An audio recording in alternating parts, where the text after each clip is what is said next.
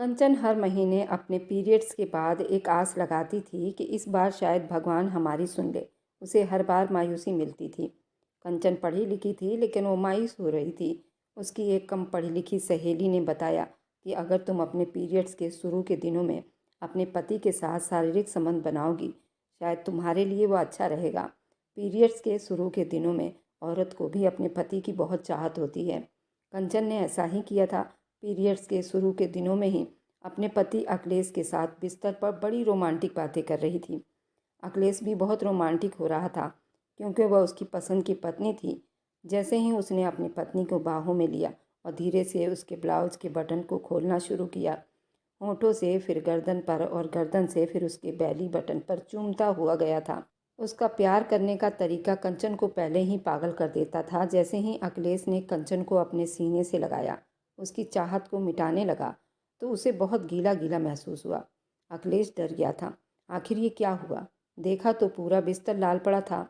कंचन पर गुस्सा करने लगा। अगर तुम्हें पहले से पता था तो तुम मेरे इतने करीब क्यों आई थी?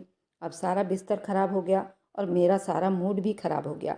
तुम हमेशा इस तरह की उटपटांग हरकतें क्यों करती फिरती हो? फिर भी पति के बहुत करीब होकर उसे चूमने लगी थी। अखिलेश को समझ नहीं आया था वह उसकी चाहत को मिटाता या नहीं। वह बाथरूम में घुसकर फ्रेश होने चला गया था। तब कंचन ने उसे बताया कि मेरी एक सहेली ने मुझे ये करने के लिए कहा था। शायद अब की बार भगवान खुश हो जाए। अखिलेश ने उसे बहुत डांटा। तुम एक पढ़ी लिखी लड़की हो और किस तरह गंवारों वाली हरकतें कर रही हो। कंचन चुप हो गई, लेकिन उसने हार नहीं मानी। फिर से आज कंचन को नहाए 2 दिन हो चुके थे क्योंकि उसके पीरियड्स अभी अभी ख़त्म हुए थे और उसके खुशी में आज उसने बहुत सारे सपने सजाए थे और पुरानी यादों को ताज़ा करने की कोशिश की थी। वह हर महीने इसी तरह करती थी। हर महीने उम्मीद बांधती थी, फिर महीने के लास्ट में उसकी उम्मीद फिर से टूट जाती थी। उसकी शादी को कई साल बीत चुके थे। उसको औलाद चाहिए थी। आज की रात बहुत ही खूबसूरत थी। ऐसा लग रहा था आज की रात थम गई हो। कमरे में हर जगह सजावट थी। फूलों की पत्तियां बाहर से लेकर कमरे के अंदर तक फैली हुई थी। कमरे के अंदर एंट्री करते ही गुलाब की फूलों की खुशबू भीनी भीनी आ रही थी। अखिलेश अंदर दाखिल हुआ तो कदम जैसे रुक गए थे।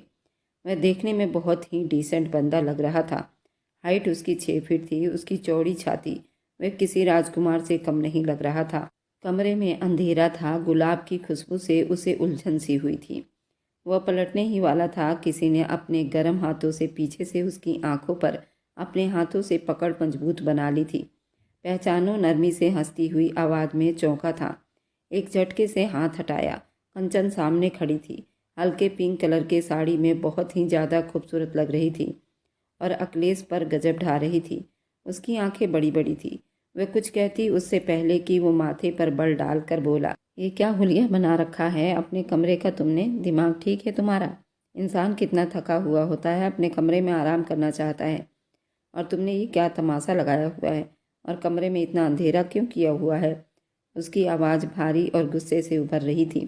कंचन जरा सा मुस्कुराकर बोली, जाने मन, गुस्सा क्यों कर रहे हो आप? ये सब मैंने आपके लिए ही तो किया है। देखिए ना, सब कुछ कितना खूबसूरत लग रहा है और आप नाराज़ हो रहे हैं, अपनी मासूम सी पत्नी का दिल तोड़ रहे हैं। अखिलेश बहुत गुस्सा हुआ था। खूबसूरत नहीं, मुझे ये सब तमाशा बिल्कुल भी पसंद नहीं। उसने गहरी सांस ली थी। क्या ज़रूरत थी इन सब फालतू खर्च करने की? जब कोई फ़ायदा ही नहीं हो रहा। मुझे एक वारिस चाहिए और तुम मुझे नहीं दे सकती हो। मैं अब थक गया हूँ। कंचन के चेहरे की रंगत पल भर में उड़ गई थी, मगर वह चुप नहीं रही। वह हिम्मत करके बोली, ऐसी बात नहीं है। ये सब खूबसूरती की एक पहचान है और हमें इसे दिल की नज़रों से देखनी चाहिए। आप ऐसी बातें मत करो। मुझे तकलीफ़ हो रही है। मैं आज ही डॉक्टर से मिली थी। उन्होंने बताया कि कभी कभार टाइम का फ़र्क हो जाता है। औरत का जिस्म हर महीने सिर्फ कुछ दिनों में प्रेग्नेंट होने के लिए तैयार होता है। मैंने हर एक चीज़ पर बहुत बारीकी से जांच की। आप मेरी बात को ठंडे दिमाग से सुनिए। अगर हम दोनों एक दूसरे का साथ नहीं देंगे तो कभी भी हमारे घर खुशियाँ नहीं आएगी। वे और ज़्यादा कुछ कहती उससे पहले ही अखिलेश गुस्से से मुस्कुराया था। फालतू की बातें हैं। वह अपनी बात पूरी करता उससे पहले वो बोली, नहीं, आपकी सोच गलत है। मेरी बात एक बार कान खोल कर सुन लीजिए। मैं आपके लिए हमेशा अच्छा सोचती हूँ। जबकि वह हाथ बांध कर खड़ा हो गया था। गुस्से वाले अंदाज में उसको देखने लगा था। जबकि उसका अंदाज गलत साबित करते हुए बोली, डॉक्टर ने बताया है कि औरत का शरीर पीरियड्स के तुरंत बाद अगर पति से शारीरिक संबंध ठीक हो तो उसको कभी भी बच्चा ठहर सकता है। अखिलेश ने उसके इस बात पर गुस्सा किया और उसकी बात को काट दी। तुम्हें लगता है इन 4 सालों के बाद भगवान कोई चमत्कार करेगा? अब मुझे इन सब बातों से कोई उम्मीद नहीं नजर आ रही। कंचन, तुम्हें अच्छी तरह मालूम है हमने इन 4 सालों में कितनी बार ट्राई की है और ये बातें फालतू की बातें हैं। इसलिए मुझे किसी भी डॉक्टर के इलाज के लिए उस्काया मत करो। मेरा दिल बिल्कुल भी नहीं है, मैं अब हर चीज़ से थक चुका हूँ। उसकी आवाज़ में अब मायूसी झलक रही थी। कंचन ने अपने ऊपर कभी हार हावी होने नहीं दिया था। आप थक गए होंगे, मैं जानती हूँ।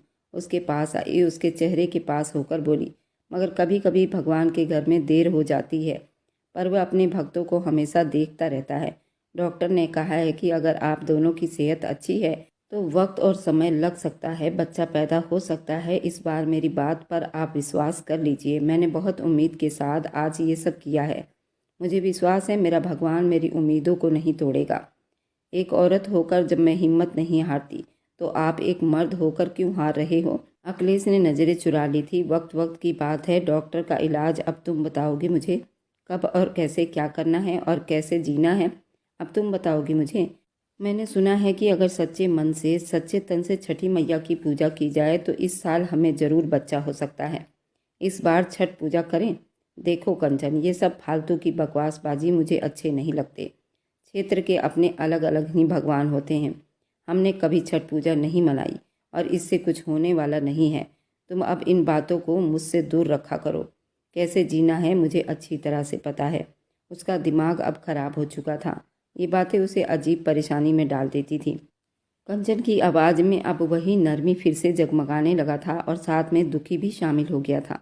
नहीं, बस चाहती हूँ हम दोनों एक ही डायरेक्शन में कोशिश करेंगे तो भगवान हमारी इच्छाओं को जरूर सुन लेगा। डॉक्टर ने कहा है कि पीरियड्स के तुरंत बाद हम एक दूसरे के साथ रहेंगे, सोएंगे तो भगवान हमारी इच्छाओं को जरूर सुनेगा और हम दोनों चाहें तो ये समस्या हल हो सकते हैं। अखिलेश ने गुस्से से चीखते हुए बात की, तुम ये सब चोंचलेबाजी बहुत अच्छी कर लेती हो लेकिन हकीकत बदल नहीं सकती।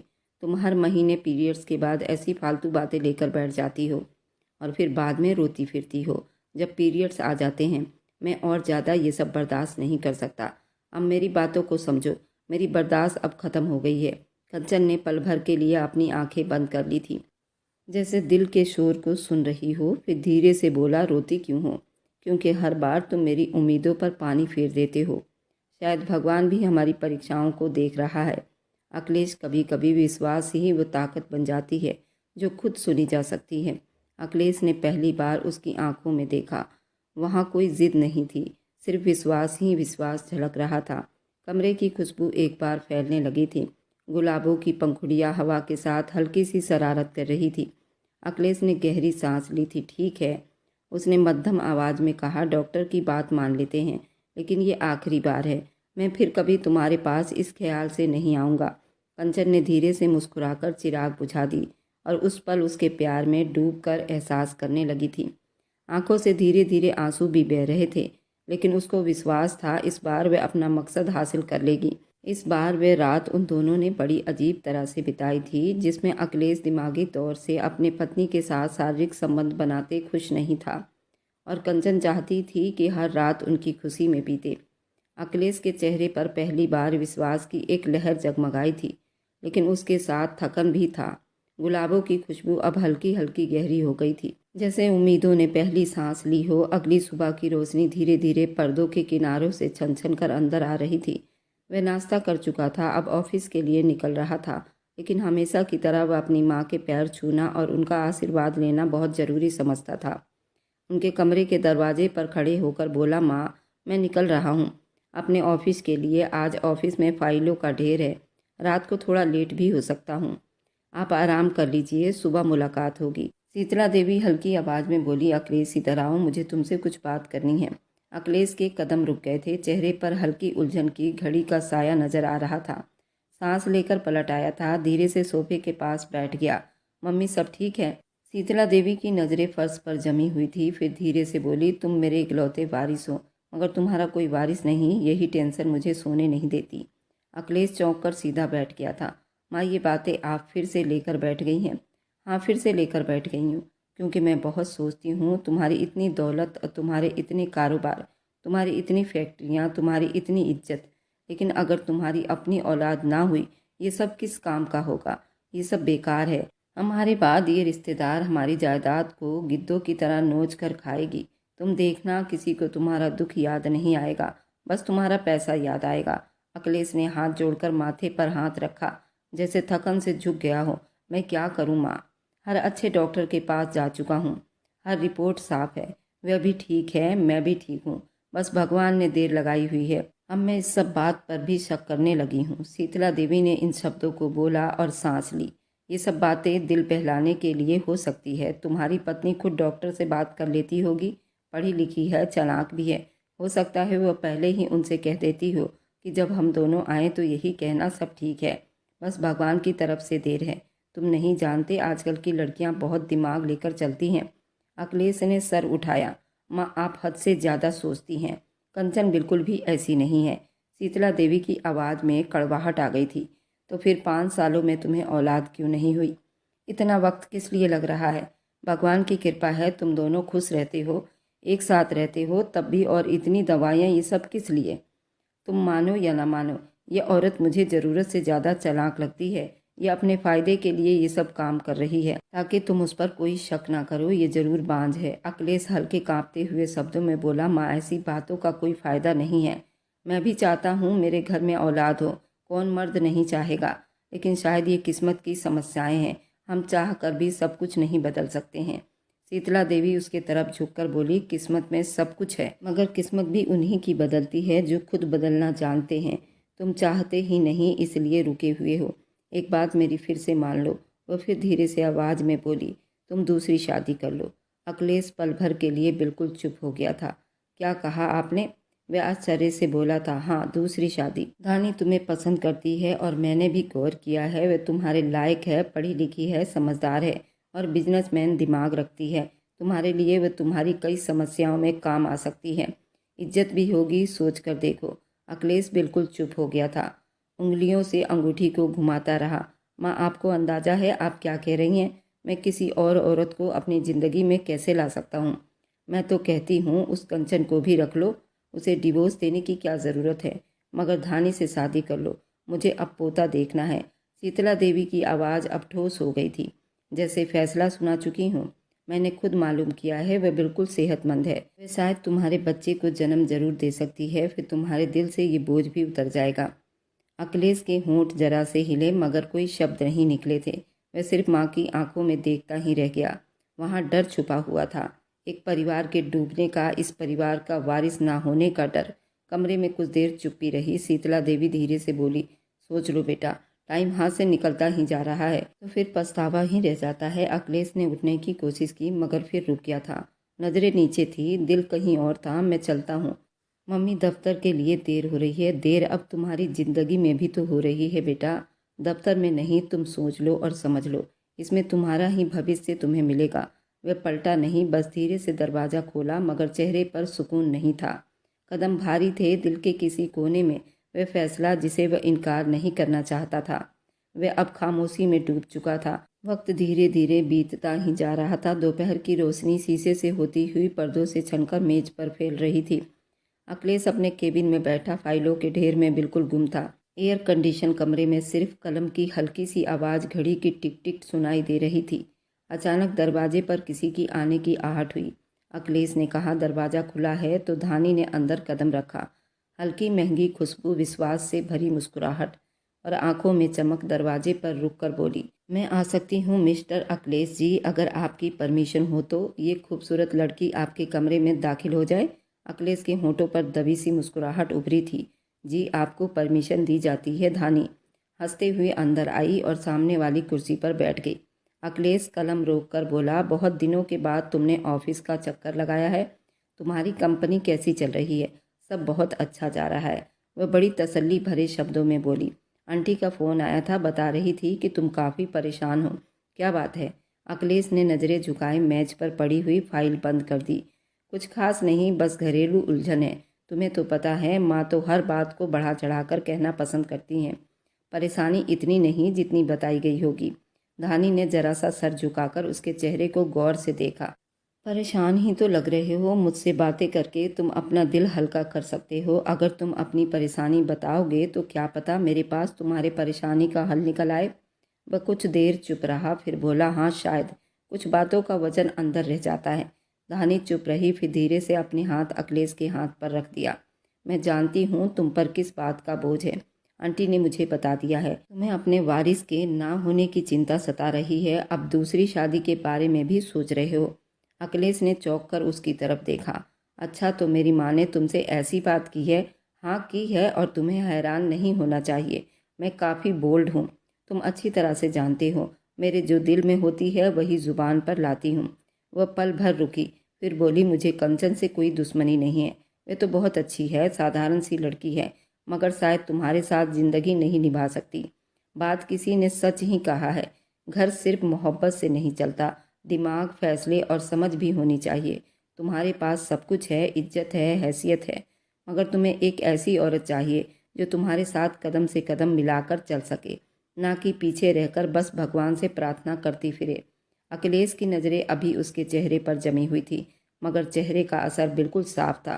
तुम कहना क्या चाहती हो धानी?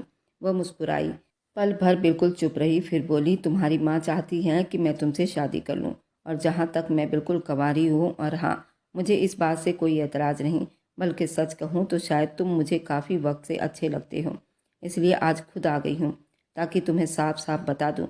अगर तुम मेरे बारे में कुछ ऐसा वैसा सोच रहे हो तो मेरी तरफ से जवाब हाँ है। वहाँ कमरे में पल भर के लिए सन्नाटा छाया था। अखिलेश ने गहरी सांस ली, कुर्सी से जरा पीछे हटा और धीरे से बोला, तुम जानती हो ना तुम क्या कह रही हो? शादी एक बहुत बड़ा फैसला होता है। मैं अपने घर में अकेला हूँ, अपनी पत्नी को छोड़ने का सोच भी नहीं सकता। अगर तुम मेरी ज़िंदगी में शामिल हुई तो एक बात दिमाग में रखना, मैं तुम्हें किसी भी कीमत पर डिवोर्स नहीं दूंगा, चाहे कुछ भी हो जाए। धानी ने होंठ पर हल्की सी हंसी के साथ चुप हुई। वह उसे पहले से ही जानता था। वह हमेशा नंबर 1 बनना चाहती थी और इसके लिए वह कुछ भी कर सकती थी। हाँ, वह सच कह रही थी। वह अभी तक कंवारी थी, उसे अभी तक कोई लड़का पसंद नहीं आया था और वह शायद मेरे टाइप की नहीं थी। धानी बोली, कौन आपसे अलग होना चाहेगा? तुम जैसे आदमी अब कहाँ रह गए हैं। तुम एक अच्छे इंसान हो और शायद यही वो चीज़ है जिसने मुझे तुम्हारी तरफ खींचा है। अखिलेश ने नज़र नीचे की।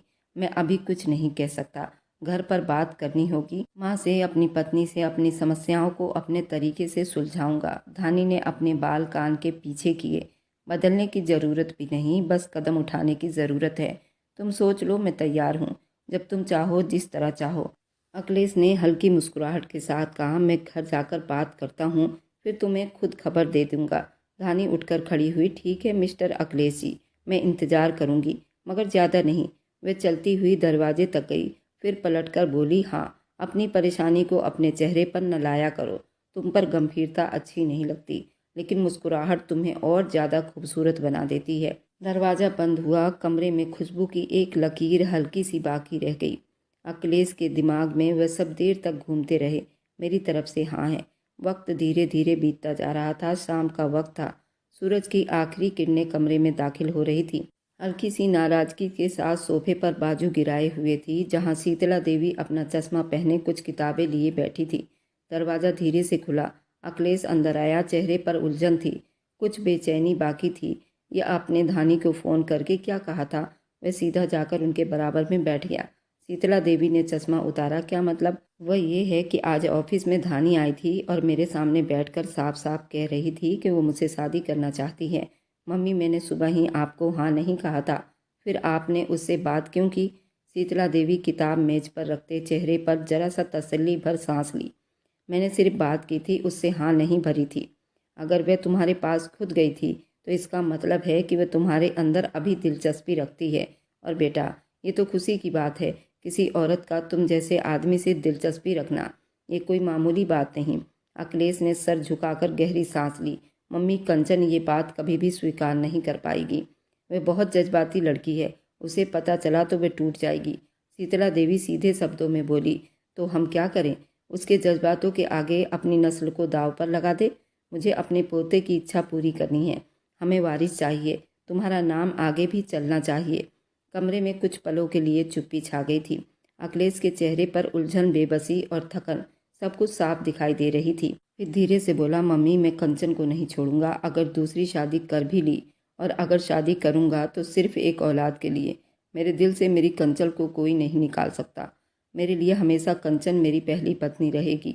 मैं उसे सच में बहुत प्यार करता हूँ। शीतला देवी ने चाय का कप रखकर बोला, बेटा मैंने कब कहा कि उसे छोड़ दो। वह हमारे परिवार की बहू है, हमारे घर की इज्जत है। लेकिन अगर दूसरी औरत आ रही है तो वह भी इसी घर की बहू रहेगी। फिलहाल जो मकाम कंचन का है वह सिर्फ उसी का ही रहेगा, किसी और का थोड़ी होगा। अखिलेश कुछ कहता उसी पल दरवाज़ा जोर से खुला।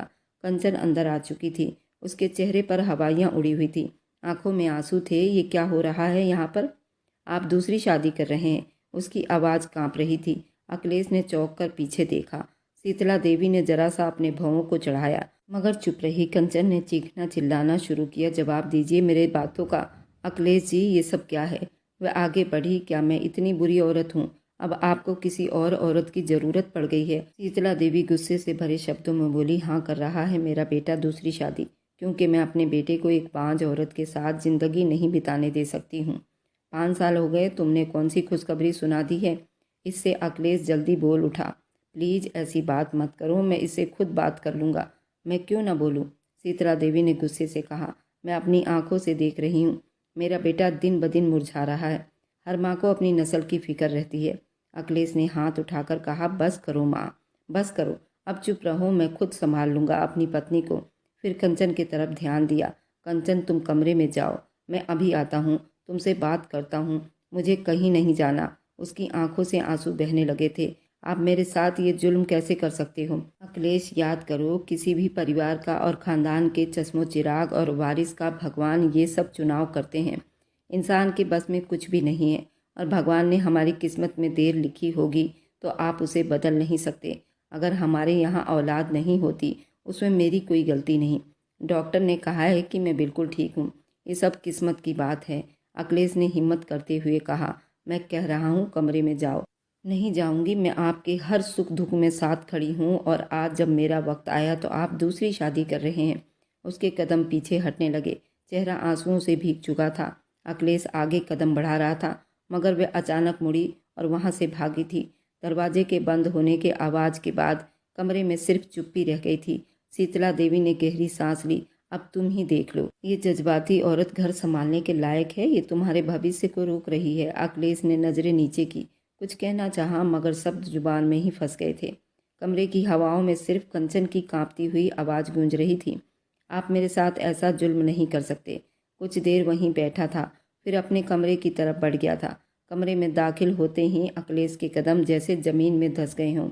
सामने सोफे पर कंचन बैठी थी, चेहरा आंसुओं से तर था, बाल बिखरे हुए थे, गोद में रखे रुमाल पर कई आंसू टपके थे।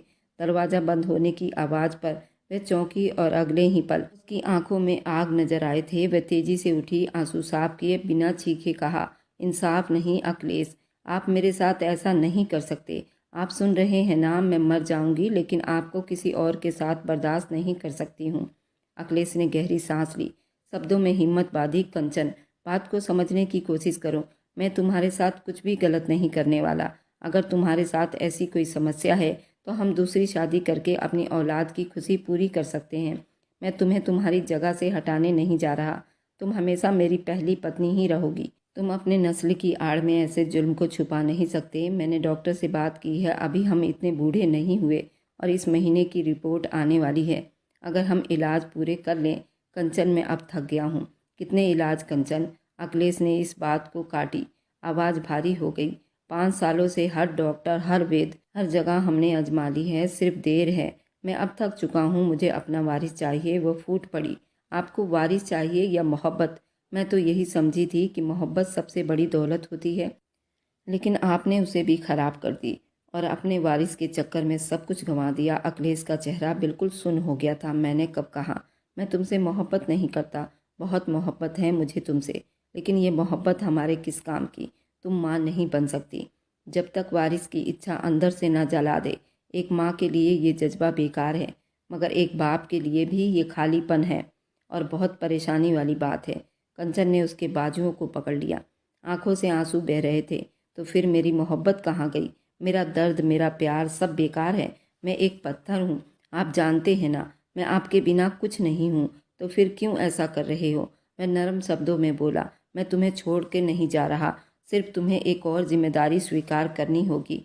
मैं झटके से पीछे हटी। औरत कोई जिम्मेदारी नहीं, वह एहसास है, और आप ये सब खत्म कर रहे हो। अखिलेश ने नज़रें झुका ली। मैं अपनी माँ के सामने कमज़ोर नहीं पड़ सकता। उनको डर है कि मेरे घर में बच्चों की हंसी गूंजे। मैं माँ को मना नहीं कर सकता, तो आप अपने दिल की आवाज़ नहीं सुनोगे। और रो रही थी, मगर सब खाली सा हो गया था। वह औरत तो आपको सब कुछ दे सकती है, इज्जत, खुशी, शायद आपका वारिस भी, लेकिन आपको वह सुकून नहीं दे सकेगी जो मोहब्बत मैं देती हूँ। अखिलेश ने धीरे से कहा, इस मोहब्बत का क्या फ़ायदा अगर वह इस घर को अधूरा रखे?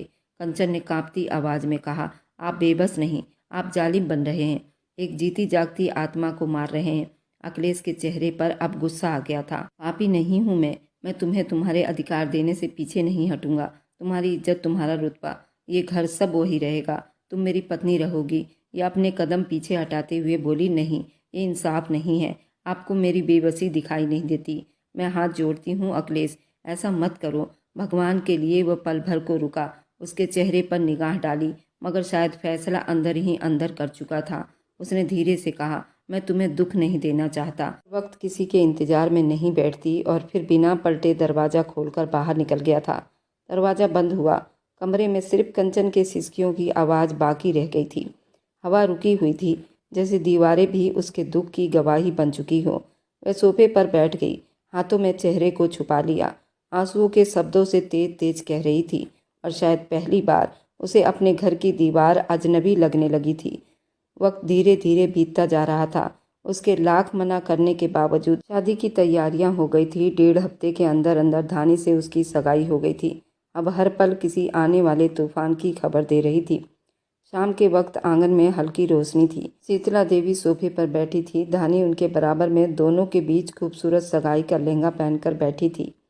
धानी के चेहरे पर मुस्कुराहट थी, जबकि शीतला देवी के होंठों पर बहुत ही सुकून झलक रहा था। उसी पल कंचन आंगन में दाखिल हुई, कदम धीरे, निगाहें बोझल, जैसे हर कदम उसके दिल पर बोझ डाल रही हो। उसकी नज़रें पल भर को बैठी हुई उस धानी पर गई। उसके होंठ कांपे, पर आवाज़ नहीं निकली। वह चुप से मुंह मोड़कर किचन की तरफ जाने लगी थी कि पीछे से धानी की आवाज़ आई, कंचन रुकिए, कहाँ जा रही हैं? आपसे मिले कई दिन हो गए हैं, कैसी हैं आप? कंचन के कदम रुके, मगर वह पलटी नहीं। उसके कंधे कांपे, फिर धीरे से बोली, जिंदा हूँ, और क्या चाहिए आप लोगों को? मुझे मारने की पूरी तैयारी कर ली है आप लोगों ने। धानी ने एक मुस्कुराहट के साथ अपने पहने लहंगे की तरफ देखा। ये कैसी बात कर रही हैं आप? मैंने आपका कुछ नहीं बिगाड़ा। आपके पति खुद मुझसे शादी करना चाहते हैं। अब अगर आपकी किस्मत में औलाद नहीं है तो वह मर्द है, दूसरी शादी तो करेगा ही ना। उसमें मेरी क्या गलती है? कंचन ने पलटी, सर उठाकर उसे देखा। आंखों में खाली चमक था। इतना घमंड मत करो धानी, भगवान को इतनी घमंड किसी की भी पसंद नहीं आती। शादी के बाद तुम्हारे कोख में ये फूल कभी नहीं खिलेगा। धानी के चेहरे का रंग उड़ गया था, मगर इससे पहले ही शीतला देवी तड़पकर अपनी जगह से उठ खड़ी हो गई। जुबान संभाल कर बात कर, बदतमीज औरत, वह चिल्लाते हुए बोली। तो ये क्या अनाप शनाप बक रही है? एक नई नवेले जोड़े को शराब दे रही है? मैं तेरा खून पी जाऊंगी अगर ये सब दोबारा बोली तो। तुम्हारी इतनी हिम्मत कि तू धानी के सामने अपनी जुबान खोले? कंचन के आंसू बह निकले, मगर शब्द कमजोर पड़ गए। इतनी नफरत क्यों है? माँ, आप देख रही हैं ना, मैंने तो कभी आप लोगों से ये शब्द नहीं कहा। आप ही ने सब कुछ तय किया है। देखो ना, ये अब मुझे ही मुजरिम बना रही है। धानी, तुम चुप रहो, मैं इसको देख लूंगी। शीतला देवी ने उंगली उठाते हुए कहा, तुम्हारी कोई औकात नहीं कि तुम मुझसे सवाल करो। तुम इस घर में अब सिर्फ एक बोझ हो, एक बांझ औरत हो, जिसकी वजह से मेरा बेटा अपनी वारिस की खुशियों को खो रहा है। धानी ने गुस्से वाली मुस्कुराहट में कहा, आंटी ठीक कह रही हैं। आपको चाहिए कि चुप से अपनी जगह संभाल लो। आपकी किस्मत में यही लिखा था, और आप अपनी हद में रहो, ताकि आपके पति के दिल में आपके लिए थोड़ी बहुत इज्जत बाकी रहे। कंचन मरती आवाज़ में बोली, इज्जत? तुम लोग जिस मोहब्बत को रोन चुके हो, उसमें इज्जत कहाँ से ढूंढ लोगे? तुम्हें लगता है कि इस शादी से तुम अपने लिए सुकून खरीद लोगे, तो तुम नहीं जानती। धानी, मोहब्बत वो चीज़ है जो तुम्हारे लिए कभी भी मुयस्सर नहीं होगी। शीतला देवी की खोखली आवाज़ आई, बकवास बंद करो तुम जैसी औरत के मुंह से मोहब्बत का शब्द भी बुरा सा लगता है। तुम्हारी इज्जत उसी में है कि चुप रहो और जिस जगह हमने तुम्हें बिठाया वहीं बैठो। मेरा बेटा तुम पर तरस खाकर तुम्हें घर में रख रहा है, वही बहुत है, वरना तुम जैसी औरत को तो पति के चरणों से दूर उठाकर फेंक देना चाहिए।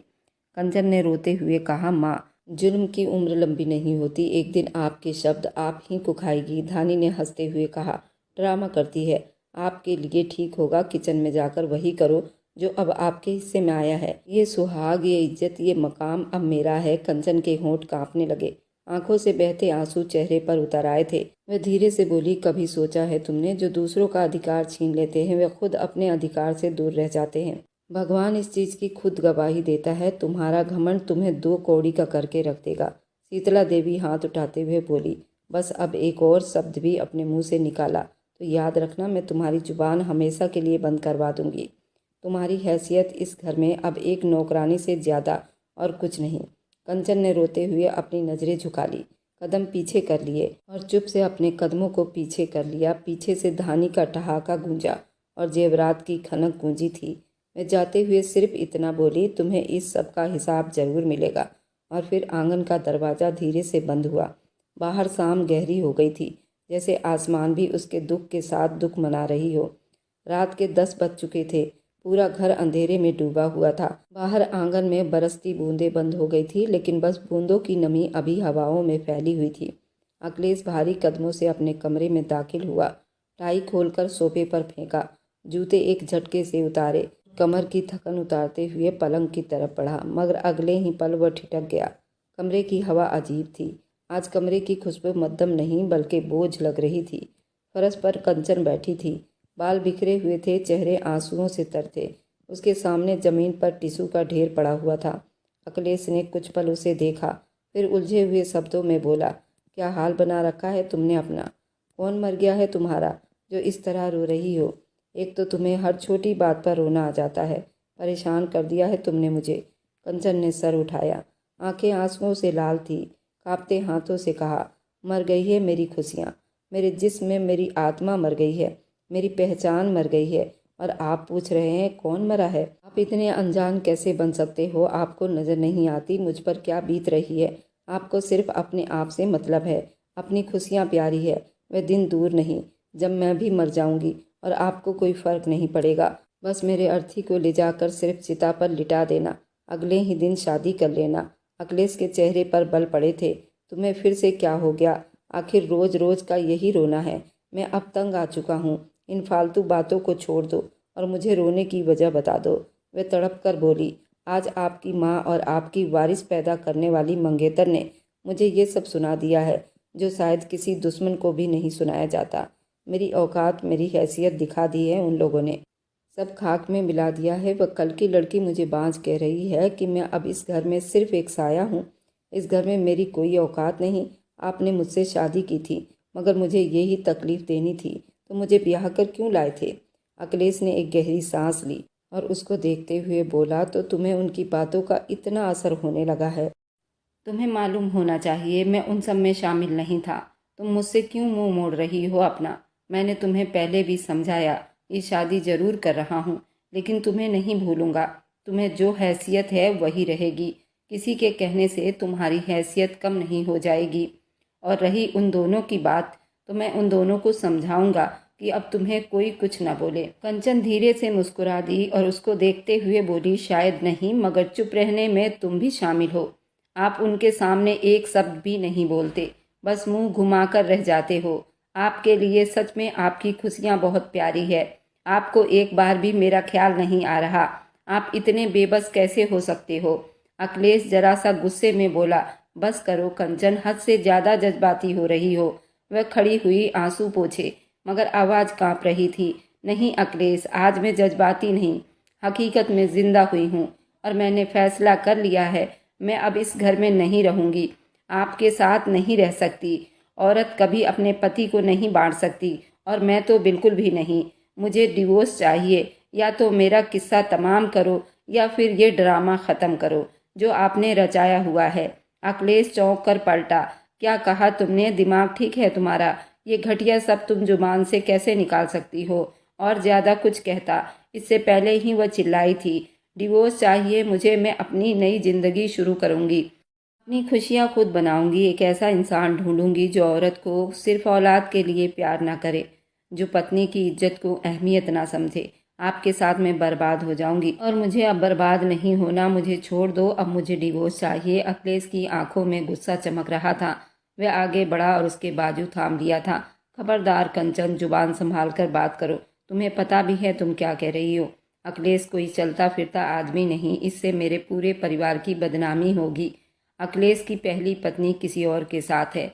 मैं ये सब अपने किरदार पर ये बर्दाश्त नहीं कर सकता। तुम्हें मेरे साथ ही रहना होगा। वाह क्या बात है, अब तुम्हें तुम्हारे परिवार के इज्जत के लिए तुम्हारा हर चीज़, हर दर्द मुझे बर्दाश्त करना पड़ेगा। मैं क्यों मानूं तुम्हारी इज्जत, तुम्हारे परिवार को? अब तुमने अपने लिए अच्छा चुन लिया है तो मुझे मेरा अधिकार भी चाहिए। मुझे अभी डिवोर्स चाहिए, मैं तुम्हारे साथ नहीं रहना चाहती। कंचन, होश में आओ। तुम एक औरत हो, औरत के मुंह से ये सब अच्छा नहीं लगता। अपने मुंह से अपने पति से डिवोर्स मांगो, ऐसी औरतों का किरदार भी अच्छा नहीं समझा जाता। तुम ये सब क्या कह रही हो? अपने ही मुंह से अपने पति को छोड़ने की बात कर रही हो। और ज़्यादा कुछ कहता, इससे पहले ही वह चीख पड़ी थी। ये फालतू भाषण मुझे मत सुनाओ, बस बहुत हो गया। मैं आपकी किसी दबाव में या रस्म व रिवाज में नहीं पड़ सकती। मुझे अभी के अभी आपसे छुटकारा चाहिए। मैं अपने साथ क्या करूँगी, कहाँ रहूँगी, ये सब मैं तय करूँगी। तुम मेरे जिम्मेदार नहीं रहोगे। तुम मुझे डिवोर्स दो। अगर आपको औलाद के लिए दूसरी शादी का शौक़ है तो मुझे भी अपना अधिकार लेना आता है। मैं अपनी ज़िंदगी में सुकून तलाश कर लूँगी, लेकिन इस छत के नीचे तुम्हारे साथ, तुम्हारी दूसरी पत्नी के साथ बिल्कुल भी नहीं रह सकती। आपको और आपकी उस नई पत्नी को एक साथ बर्दाश्त नहीं कर सकती हूँ। मैं औरत हूँ, औरतों में इतना हिम्मत नहीं होता कि वह अपने सामने अपने पति को किसी और औरत के साथ बांट सके। अखिलेश की पकड़ मजबूत हुई थी।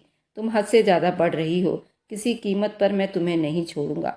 तुम इस परिवार की बड़ी बहू रहोगी। किसी दूसरे आदमी का नाम तुम्हारे साथ कभी नहीं जोड़ सकता। समझ गई तुम?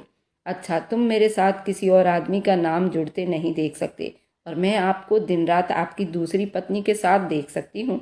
यह आपकी परंपरा है, तो मैं ऐसी परंपरा पर जूती मारती हूँ और मुझे अभी के अभी डिवोर्स चाहिए।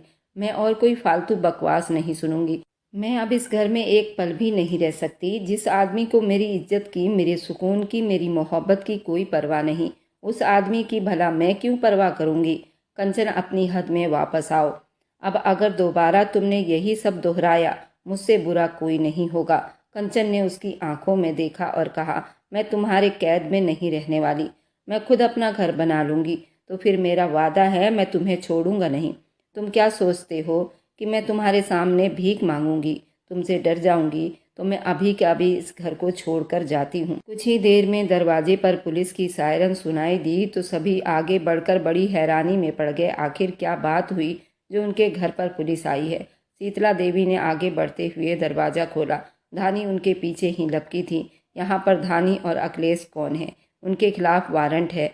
इतनी देर में कंचन और अखिलेश भी बाहर आ चुके थे। कंचन ने कहा, हाँ जी मैं ही हूँ, फ़ोन करके आपको बुलाया था। पहले तो मैं इन दोनों के खिलाफ रिपोर्ट लिखवाई थी, लेकिन अब मेरी रिपोर्ट बदल गई है। मुझे इन लोगों पर कोई कार्रवाई नहीं करनी, बस मुझे इन लोगों से डिवोर्स चाहिए और मुझे आपके साथ इस घर से बाहर जाना है, क्योंकि इन लोगों ने मुझे इस घर में कैद करने की धमकी दी है।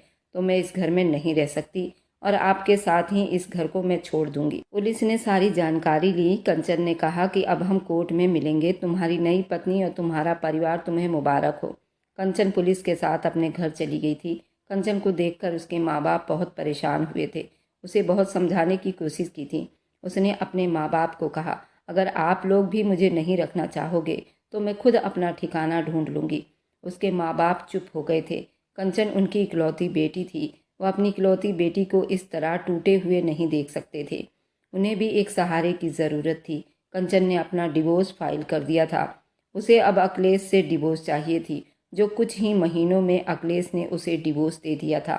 अखिलेश ने धानी से शादी कर ली थी, लेकिन वह अपनी पहली पत्नी कंचन को नहीं भुला पाया था।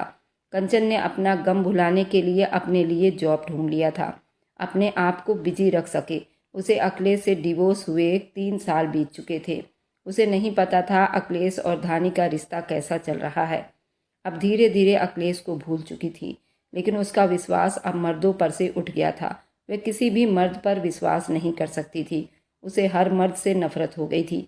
उसके माँ बाप उसे कई बार मना चुके थे दूसरी शादी कर ले, कई लड़के उसके लिए देख चुके थे, लेकिन वह सबको रिजेक्ट कर चुकी थी। उसने कहा कि अगर भगवान ने मेरी किस्मत में औलाद ही नहीं लिखी होगी तो मैं शादी करके क्या करूँगी। वह भी मुझे आगे चलकर छोड़ देगा। मैं अब दोबारा टूटना नहीं चाहती। मैंने खुद को अपने आप को बड़ी मुश्किल से जोड़ा है। बार बार टूट कर जुड़ना बहुत खतरनाक हो जाता है। इंसान फिर कुछ और ही बन जाता है। माँ, मैं जैसी हूँ वैसा ही रहने दो। इधर अखिलेश और धानी के बीच में उनकी शादीशुदा जिंदगी कुछ खास नहीं चल रही थी। धानी अपने रौब में रहने वाली लड़की थी। उसने अखिलेश से सिर्फ अपने स्टेटस के लिए शादी किया था, ना कि उसके बच्चा पैदा करने के लिए। वह उसके साथ अपनी बिजनेस होल्ड को आगे बढ़ाना चाहती थी। वह अखिलेश के साथ कम ही नजर आती थी। वह हमेशा अपने बिजनेस में मगन रहती थी। अखिलेश को धानी कभी कभी मयस्सर हो पाती थी। जब भी वह अखिलेश से अपना शारीरिक संबंध बनाती थी तो वह इस बात का ख्याल रखती थी कि वह प्रेग्नेंट ना हो जाए, क्योंकि उसे अपना फिगर और अपना स्टेटस कभी डूबते हुए नहीं देखना था। अखिलेश दबे शब्दों में कई बार कह चुका था, धानी, मैंने सिर्फ तुमसे शादी इसलिए किया था ताकि मैं अपनी नस्ल को आगे बढ़ा सकूं। हमारी शादी को 4 साल होने को आए हैं और तुमने अभी तक इस बारे में सोचा ही नहीं है, और ना ही तुम इस बारे में कोई खुलकर बात करती हो कि तुमने खुद अपने मुंह से स्वीकार किया था कि तुम्हें बच्चे पसंद हैं।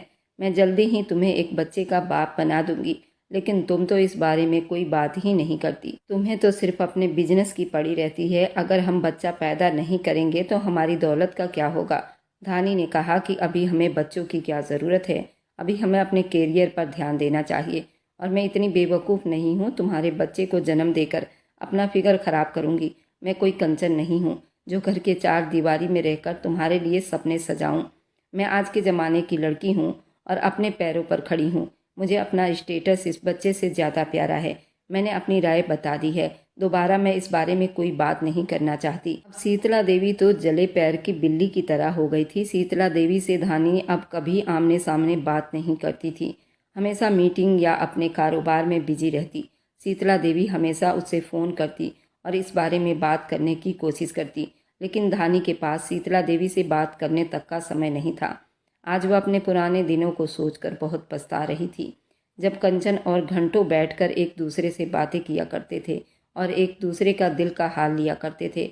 अब वो अपने फैसले पर मातम मना रही थी।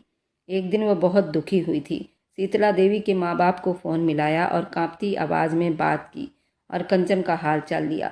जब पता चला कि कंचन ने कोई शादी नहीं की है, वह अकेली है, जॉब करती है और अपने दुनिया में मगन है, उनके अंदर एक उम्मीद की चिंगारी जाग उठी थी। लेकिन वह यह सब कैसे कह सकती थी। उस दिन उन्होंने कंचन का हाल चाल लेकर फ़ोन रख दिया था। इधर अखिलेश भी अब अपनी ज़िंदगी से मायूस हो गया था। धानी की दिन ब दिन बढ़ती लापरवाही ने उसे तोड़ कर रख दिया था। वह बहुत बूढ़ा लगने लगा था। शीतला देवी उसकी हालत देखकर परेशान हो रही थी।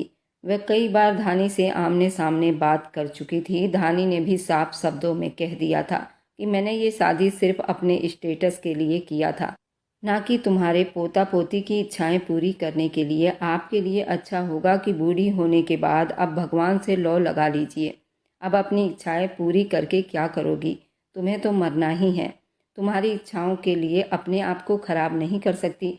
मैं कोई कंजन नहीं हूँ बैठकर आंसू बहाऊंगी। इसलिए आज के बाद इस टॉपिक पर आप मुझसे कोई बात नहीं करोगी। अब मैंने साफ शब्दों में कह दिया है, ना ही तुम और ना ही अखिलेश, इस बारे में कोई बात नहीं होगी। ये कहने के बाद वह अपने बिजनेस के लिए विदेश चली गई थी और वहाँ पर उसको महीनों लगते। इसी तरह अपने बिजनेस के लिए कई कई महीने घर से गायब हो जाती थी, किसी को कोई खबर नहीं देती थी। अब सारे बिजनेस के छुपे राज जान चुकी थी और अपने बिजनेस में नंबर 1 पर जा चुकी थी। उसमें अखिलेश का कहीं से कोई नाम नहीं था। अखिलेश जहाँ पहले था वहीं पर था, कि उसके बिजनेस को उसने अंदर से खोखला कर दिया था और बिजनेस के टॉप पर आ चुकी थी। ये बात शीतला देवी अब अच्छी तरह से समझ गई थी और अपने किए पर बहुत ही बुरी तरह से पछता रही थी। वह कंचन से मिलना चाहती थी, लेकिन कंचन ने भी साफ शब्दों में कह दिया, मुझे अब उस परिवार से या उस औरत से कोई लेना देना नहीं। मैंने अकेले जीना सीख लिया है। मुझे किसी के सहारे की ज़रूरत नहीं या किसी के मोहब्बत की ज़रूरत नहीं। शीतला देवी पर यह बात सुनकर जैसे पहाड़ टूटे थे। अचानक ही कंचन के माँ को हार्ट अटैक हुआ था। इधर शीतला देवी भी अस्पताल में भर्ती थी। वहीं पर कंचन की मुलाकात शीतला देवी से हुई थी और शीतला देवी तुरंत कंचन के कदमों में बैठ गई थी। कंचन से अपने किए की माफ़ी मांगने लगी थी। उसने धानी की सारी बातें कंचन को बताई थी। कंचन भी सुनकर बहुत हैरान हुई थी। उस धानी नाम की लड़की ने अखिलेश को और शीतला देवी को कहीं का नहीं छोड़ा था। कंचन बहुत जज्बाती लड़की थी। वह तुरंत ही किसी को परेशानी में देखकर उसका दिल पिघल उठता था। उसने शीतला देवी को माफ़ कर दिया था। अखिलेश भी उसे अस्पताल में ही मिल गया था। अखिलेश भी उसके पैरों में गिरकर उससे माफ़ी मांगने लगा था और कहने लगा, कंचन, तुम मेरे दिल में सेम उसी तरह हो जैसे पहले थी। मैं तुम्हें अभी उतना ही चाहता हूँ। अगर मेरी गलती माफ़ करके तुम मेरी ज़िंदगी में वापस लौट आओ तो मेरे जीने की उम्मीद बढ़ जाएगी, नहीं तो मैं घुट घुट कर मर जाऊँगा। और डिवोर्स भी तुम्हारा ही जीता। मैं तुम्हें कभी डिवोर्स नहीं देता। लेकिन तुमने जो भी किया बहुत अच्छा किया। अगर तुम मेरे साथ रहती तो मैं तुम्हारी कीमत को कभी नहीं पहचान पाता। जो मैंने तुम्हें खोने के बाद तुम्हारी कीमत को पहचानी है। मैं बहुत बुरा इंसान हूँ। मुझे मेरे किए की सज़ा मिल चुकी है। वह धानी नाम की लड़की मुझे बर्बाद कर चुकी है। उसने मेरे और मेरे माँ की कमजोरी का फ़ायदा उठाकर तुम्हें उस घर से निकलवा दिया। उसने सिर्फ अपने स्टेटस के लिए मुझसे शादी की थी। उसने मेरे साथ कुछ गिन चुनकर ही शारीरिक संबंध बनाए होंगे और वह कभी भी मेरे बच्चे को जन्म नहीं दे सकती थी, क्योंकि उसे अपना स्टेटस और फिगर बहुत प्यारा है। वह कोई मुझसे प्यार नहीं करती। उसका मकसद अब पूरा हो चुका है। अब उसे मुझसे कोई मतलब नहीं है। वह बिजनेस में अब नंबर 1 पर आ चुकी है और यही उसकी चाहत है। उसके पास इंसानों के लिए कोई चाहत नहीं। वह सिर्फ अपने बिजनेस के लिए इतना बड़ा गेम खेल चुकी है। कंचन ने अखिलेश की बातें बड़ी ध्यान से सुनी थी। इधर कंचन की माँ आखिरी सांसें ले रही थी। उनकी आखिरी इच्छा थी कि वह अखिलेश को अपनी ज़िंदगी में दोबारा शामिल कर ले। मुझे पता है तुम अखिलेश से ही मोहब्बत करती हो।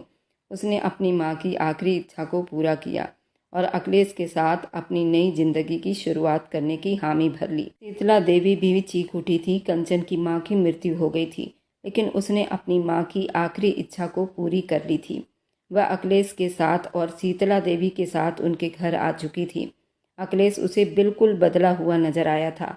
कंचन के मुंह से निकलने से पहले उसकी बातों को समझ जाया करता था। आज कंचन के पीरियड्स के दिन खत्म हो चुके थे। वह नहा चुकी थी। तभी शीतला देवी उस दिन को बड़ी खास बनाने के लिए एक बहुत राज के साथ पूरे हवेली को सजाया था।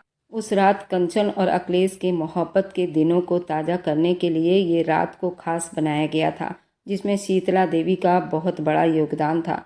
अब वो पहले से भी ज़्यादा कंचन की केयर करने लगी थी, क्योंकि कंचन की माँ अब इस दुनिया में नहीं थी और वे चाहती थी उसकी माँ से बढ़कर मोहब्बत दे। इस काम में वह धीरे धीरे अपना पकड़ बना रही थी। आज 5 साल के बाद अखिलेश कंचन मिल रहे थे। ये रात सुहाग रात से कम नहीं थी, जिसमें 5 साल की दूरियां थी, 5 साल की शिकायत थी। कंचन ने कोई शुरुआत नहीं की थी। वह तो अखिलेश से बहुत नाराज़ थी।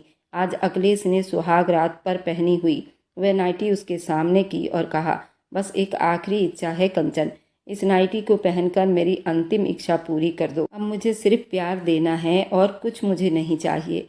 तुम मेरी सबसे बड़ी खजाना हो। कंचन कोई भी जवाब नहीं दे रही थी। अखिलेश ने उसे आगे बढ़कर अपने गोद में उठा लिया। तभी वह थोड़ी सी कसमसाई थी, लेकिन उससे 5 साल की दूरियों ने उसे बड़ी बेकाबू कर दिया था। अखिलेश के छूते ही वह सारी नाराज़गी भूल चुकी थी और अपने आप को बिल्कुल ढीला छोड़ चुकी थी। अखिलेश धीरे धीरे उसको कपड़ों से आज़ाद कर रहा था। उसके लहंगे की डोरी नहीं खुली तो उसने लहंगे को 2 टुकड़ों में कर दिया और उसे वही जालीदार नाइटी पहना दी जिसमें वह बला की खूबसूरत लगती थी। उसके कपड़ों को साइड में रखते हुए उसे बड़ी धीरे धीरे चूम रहा था। कंचन की सिसकियां तेज हुई थी। वह अखिलेश की मोहब्बत से दीवानी हुई थी। जल्दी ही अखिलेश के बाजुओं में सिमट गई थी। अखिलेश तो 5 सालों से भरा पड़ा था। उसने आज खुलकर उस पर अपनी मोहब्बत लुटाई थी। सारे कमरे में कंचन की आहें और सिसकियां गूंज रही थी। उस कमरे की सजावट उस रात को खास बना रही थी और कंचन तो अपने आप को उसे पहले ही सौंप चुकी थी और सारी रात इसके समंदर में गोते पर गोते लगाते रहे। वह उनकी मोहब्बत की पहली रात थी जिसमें सिर्फ सुकून चाहिए था और कुछ नहीं। अब अखिलेश की और शीतला देवी की औलाद की चाहत खत्म हो गई थी। उन्हें सिर्फ कंचन को खुश रखना था। कंचन की हर उस बात की इज्जत किया करती थी। कुछ दिनों के बाद अखिलेश का कहना था, तुम मेरे साथ मेरे ऑफिस में भी चलोगी, मेरे साथ कदम से कदम मिलाकर हर वो काम करोगी जो तुम्हें पसंद है। कंचन भी 5 साल जॉब करके आई थी। उसे भी बिजनेस का बहुत अच्छे से पता चल गया था और उसके कहने के हिसाब से अखिलेश ने फिर से अपने बिजनेस को काफ़ी हद तक ग्रो कर लिया था। कंचन एक कॉपर मशहूर डिज़ाइनर थी। उसके डिज़ाइन हर जगह मशहूर थे। उसने कुछ ही दिनों में अखिलेश के बिजनेस में 4 चांद लगा दिया था, जिससे आज अखिलेश बहुत खुश हुआ था। उसने कहा कि कंचन, तुम्हारे अंदर वह सारी क्वालिटी है जो तुम्हें और ख़ास बनाती है। तुम हमेशा सही समय पर सही फैसला करती हो। अगर तुम उस दिन ना गई होती तो मुझे धानी की असलियत कभी पता नहीं चलती और तुम्हें वह कब का ख़त्म कर चुकी होती। तुमने जो फैसला लिया था बहुत सही था। मैं भी रास्ते पर आ गया, लेकिन अब मैं मरते दम तुम्हारा साथ नहीं छोड़ूंगा। कंचन भी उससे बहुत मोहब्बत करती थी। उसके जीवन में वो पहला और आखिरी इंसान था और जब उसने देखा अखिलेश अब नए सिरे से अपना बिजनेस खड़ा कर चुका है, उसके साथ उसकी धर्मपत्नी कंचन भी है। कंचन और अखिलेश ने उसको दोबारा मुंह नहीं लगाया था। अखिलेश ने उसे डिवोर्स नहीं दिया था, लेकिन वह उसको मुंह भी नहीं लगाता था। एक दिन कंचन की तबीयत बहुत ज़्यादा ख़राब हुई। अखिलेश के साथ रहते हुए उसे अब 2 साल बीत चुके थे। जो खबर डॉक्टर ने सुनाई थी उसे हैरान करके रख दिया था। कंचन माँ बनने वाली थी। ये खुशी सुनते ही अखिलेश तो झूम उठा था। डॉक्टर से कई बार पूछ चुका था, क्या ये रिपोर्ट सच है। डॉक्टर ने उसे विश्वास दिलाया, जी ये बिल्कुल सच है। इधर वह खुशखबरी मिली, उधर धानी के बिजनेस में बहुत बड़ा लॉस हुआ था। वह सड़क पर आ गई थी। रातों रात धानी के कई फैक्ट्री में आग लग चुकी थी। वह गलत तरह से अपने बिजनेस को आगे बढ़ा रही थी, जिसमें ब्लैक मनी बहुत ज़्यादा थी। कई फैक्ट्रियों पर छापा मारा गया और वर्करों ने कई फैक्ट्रियों को आग के हवाले कर दिया। उसके कई दुश्मन बन चुके थे। उन्होंने ही उसे मिट्टी में मिला दिया था। अस्पताल में अपनी मौत और ज़िंदगी की लड़ाई लड़ रही थी। तभी अखिलेश को खबर मिली थी। वह उससे मिलने हॉस्पिटल चला गया था, क्योंकि आज बहुत खुश था, क्योंकि बरसों की इच्छा उसकी भगवान ने सुन ली थी। वह धानी से मिला था। धानी अब अपने दिमागी संतुलन को खो चुकी थी। उसे कुछ भी याद नहीं था। वह पागलों वाली हरकतें कर रही थी। अखिलेश ने उसे उसके हाल पर छोड़ दिया था। वह अस्पताल में ही भर्ती थी। डॉक्टर ने कहा कि गहरे सदमे की वजह से यह अपने दिमागी संतुलन को खो बैठी है। शायद बहुत मुश्किल होगी रिकवरी। वैसे हमेशा बुरे कर्मों की सज़ा बुरा ही होता है। अगर तुम किसी और की कमजोरी को अपने जीत का निशाना बनाओगे तो भगवान उस आदमी को कभी भी नहीं छोड़ता। अपना हिसाब गिन गिन कर इसी दुनिया में ले लेता है। उसने अखिलेश और शीतला देवी की कमजोरियों का फ़ायदा उठाकर उन्हें बर्बाद करना चाहा था। भगवान ने उसे इस हाल को पहुंचा दिया था कि वह अब किसी को पहचान नहीं पाती थी। इसीलिए कभी भी किसी इंसान के कमजोरियों का फ़ायदा ना उठाओ, नहीं तो भगवान तुम्हें मुंह की खिलाएगा। कंचन को डॉक्टर ने बेड रेस्ट बता दिया था। उसकी डिलीवरी बहुत ही क्रिटिकल होने वाली थी। उसकी बच्चेदानी बिल्कुल नीचे थी, लेकिन डॉक्टरों के हिसाब से बच्चा बिल्कुल सेहतमंद था।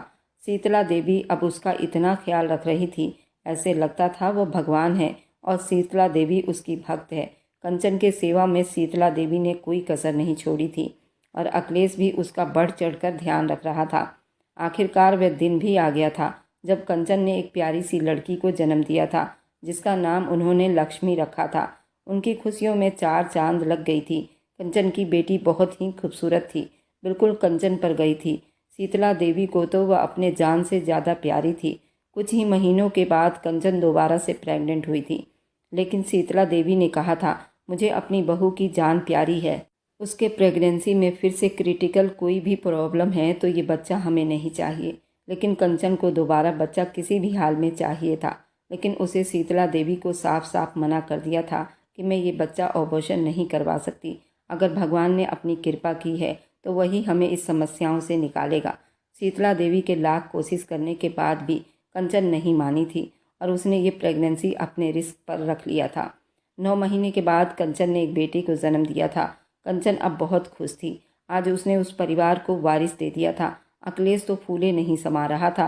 दिन ब दिन कंचन के लिए उसका प्यार बढ़ता ही जा रहा था। शीतला देवी अपने पोता और पोती से बहुत खुश थी। धानी को हॉस्पिटल वालों ने डिस्चार्ज कर दिया था। धानी को शीतला देवी ने उसे गांव में रखा हुआ था। वह उसकी बराबर देखभाल कर रही थी और भगवान से प्रार्थना कर रही थी वह ठीक हो जाए। धीरे धीरे धानी की कंडीशन भी ठीक होती जा रही थी, लेकिन वह अपना पिछला सब कुछ भुला चुकी थी। वह क्या थी और कहां से आई थी, शीतला देवी भी उससे सच्चाई नहीं बताना चाहती थी, क्योंकि डॉक्टर ने कहा था कि उसके दिमाग पर कोई भी दबाव न डाला जाए। शीतला देवी तो पहले से ही नहीं चाहती थी कि धानी को कोई ऐसी बात पता चले जिससे अखिलेश और कंचन की जिंदगी पर कोई फर्क पड़े। वह चाहती थी कि जो आग उन्होंने खुद लगाया था वह अब खुद ही ख़त्म करेंगी। वह चाहती थी कि धानी की शादी किसी और से कर दे ताकि वह बिल्कुल अपनी नई जिंदगी की शुरुआत कर सके। पिछली जिंदगी तो वो भूल ही चुकी थी। शीतला देवी ने कंचन और अखिलेश से बात की तो अखिलेश ने कहा कि जैसे तुम्हारी मर्जी। शीतला देवी ने एक अच्छे रिश्ते को तलाश कर धानी की शादी करवा चुकी थी। धानी को वह लड़का बेहद मोहब्बत करता था। धानी की आज सुहाग रात थी। उसको तो पिछली जिंदगी का कुछ भी याद नहीं था, तो उसे ये सब कुछ नया लग रहा था। लेकिन शीतला देवी ने उसकी सच्चाई बता दी थी कि उसकी शादी हो चुकी थी ताकि उस लड़के के मन में कोई वहम न रहे। वह लड़का खुद भी अनाथ था और धानी को पाकर वह बहुत खुश था। धानी अपने सुहाग रात पर बहुत ही ज़्यादा शर्मा रही थी। शीतला देवी ने उसे सब समझा दिया था। जब विकास ने उसका घूंघट उठाया तो वह शर्म से पानी पानी हो गई थी। विकास ने कहा, तुम बहुत ही खूबसूरत हो, क्या मैं तुम्हारे पैरों को छू सकता हूँ? वह घबरा रही थी। उसने कुछ भी ना कहा। विकास उसके पैरों से उसके लहंगे को ऊपर उठाते उसे एक अलग ही एहसास दे गया था। विकास ने उसके कपड़ों से उसे आज़ाद की अपनी बाहों में भरकर उसके होठों को अपनी पकड़ में ले गया, जिस पर वह बहुत ज़्यादा घबरा रही थी। धीरे धीरे उसके पूरे शरीर को चूमता गया। धानी भी बहक रही थी, जोर जोर सिसकियाँ ले रही थी। उसकी आहों से पूरा कमरा महक गया। दो जिस्म एक जान हो चुके थे और सारी रात इश्क के समंदर में तैरते हुए सुबह कब हुई उन्हें पता ही नहीं चला। जब शीतला देवी ने 10 बजे उनके कमरे का दरवाज़ा खटखटाया तो अपनी होश की दुनिया में वापस आए थे। बाथरूम में एक साथ नहाते वह कई बार एक दूसरे को सुकून दे चुके थे और बाहर आते शीतला देवी के पैर छूते उनका आशीर्वाद लेते बहुत खुश नज़र आ रहे थे। शादी के 1 साल के बाद अब धानी ने भी एक प्यारे से बेटे को जन्म दिया था। शीतला देवी ने अपने गांव की पूरी ज़मीन धानी के नाम कर दिया था, क्योंकि धानी के माता पिता की तो बहुत पहले ही मृत्यु हो गई थी और वह अकेले ही इतने बिजनेस को संभाल रही थी। लेकिन वे जब बर्बाद हुई तो सब कुछ भुला चुकी थी और अब उसके पास कुछ भी नहीं बचा था। इसलिए शीतला देवी ने अपनी गाँव की सारी ज़मीनें उसके नाम कर दी थी। धानी का भी एक हंसता खेलता परिवार हो चुका था। अब शीतला देवी बहुत खुश थी। अपने आप को काफ़ी हद तक बदल चुकी थी। अब उनके होठों पर सिर्फ भगवान का नाम रहता था, क्योंकि वह कंचन की भगवान के प्रति मोहब्बत देखकर वे बहुत ज़्यादा भगवान पर विश्वास करने लगी थी। उन्होंने अब तक सारे तीर्थ यात्रा पूरे कर लिए थे और वह अपने बुढ़ापे को भगवान के चरणों में अर्पित करना चाहती थी। शीतला देवी की सारी इच्छाएं पूरी हो चुकी थी, क्योंकि शीतला देवी ने अपने सारे बुरे कर्मों की माफ़ी मांग ली थी और एक नई इंसान बन चुकी थी। सिर्फ वह अच्छाई ही करती चली जा रही थी। भगवान भी अपने भक्तों को कभी अकेला नहीं छोड़ता, उसके साथ खड़ा हो जाता है और उसकी सारी इच्छाओं को अपनी इच्छा बना लेता है। अगर आज की कहानी आपको अच्छी लगी है तो आगे की और आने वाली सारी दिलचस्प रोमांटिक कहानियों के लिए मेरे चैनल को लाइक और सब्सक्राइब करते जाएं।